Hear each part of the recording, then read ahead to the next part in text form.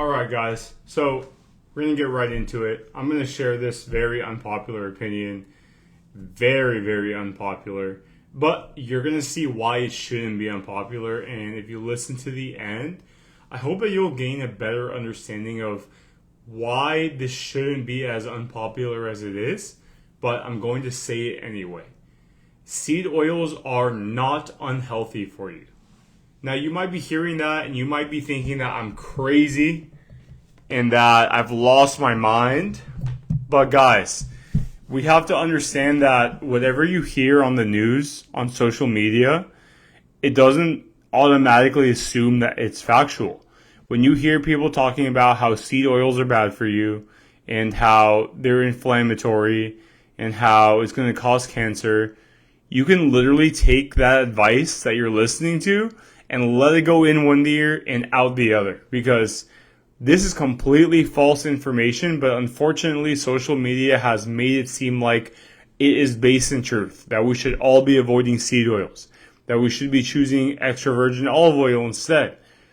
Guys, seed oils, when it comes down to it, it's all consisting of fat. So when you look at the nutrition label, you'll see, you buy a bottle of vegetable oil, you'll see one serving size has 14 grams of fat. And when you look at the carbs and the protein, 0 and 0. That's because all of the calories are coming from the fat. But a lot of people freak out when they see these seed oils because you hear that it's used to run car engines. You hear that it's used for all these things and that humans shouldn't be consuming it. But we know that when you look at the actual source of the fat, it is an unsaturated fat, which when we compare to saturated fats are a lot healthier for you. What has saturated fat? Whole milk, steak, full fat ground beef, butter, foods that we should not be eating as much. What has unsaturated fat? Seed oils, nuts, seeds, walnuts, avocados, olive oils. Lots of foods that are actually health promoting for you that have unsaturated fats.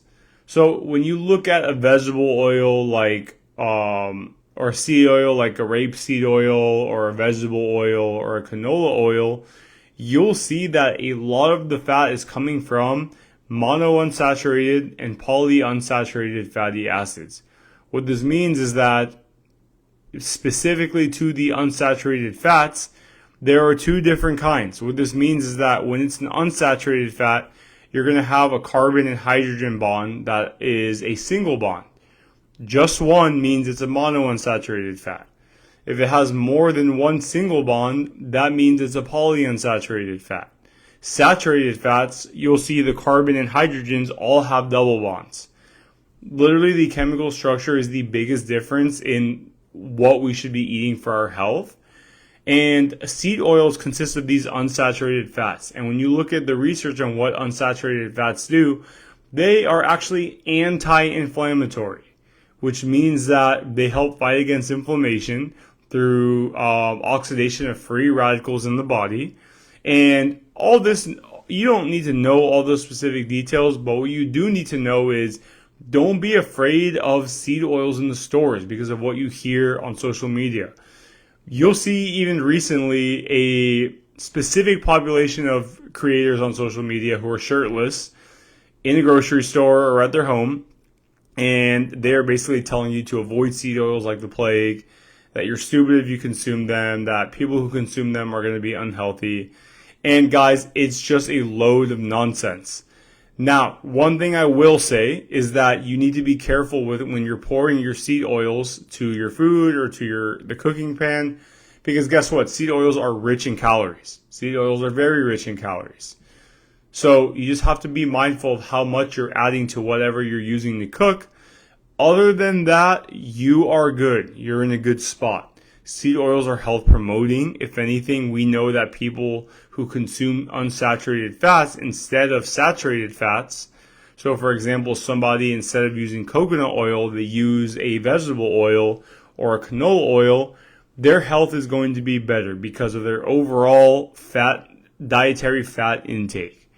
Now, some of you may watch to this point and still say, okay, Juan, I hear what you're saying, but I've heard so much that seed oils are unhealthy for you, so I refuse to buy them and I never will. Great, that's your choice. I'm not telling you that you have to do anything. You don't have to do a single thing. You don't have to do a single thing that I say.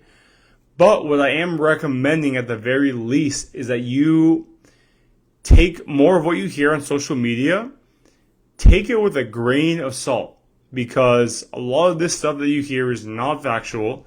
It's people trying to get clicks and views. It's people thinking that they're right because it's other people saying that seed oils are bad. So they want to hop on the train because when something is popular, it's very common for people to want to hop on the same train because it's a popular thing to do. That's how we are ingrained in our human. That's how we are ingrained as humans. We want to follow what's popular. But I am here to tell you that the overall scientific consensus says that seed oils are not unhealthy.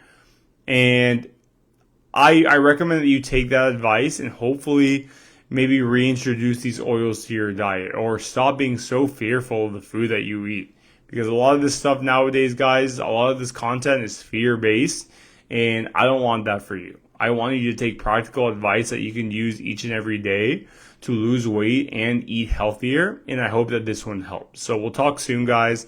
I hope that I was able to break that myth for you, and y'all have an amazing day.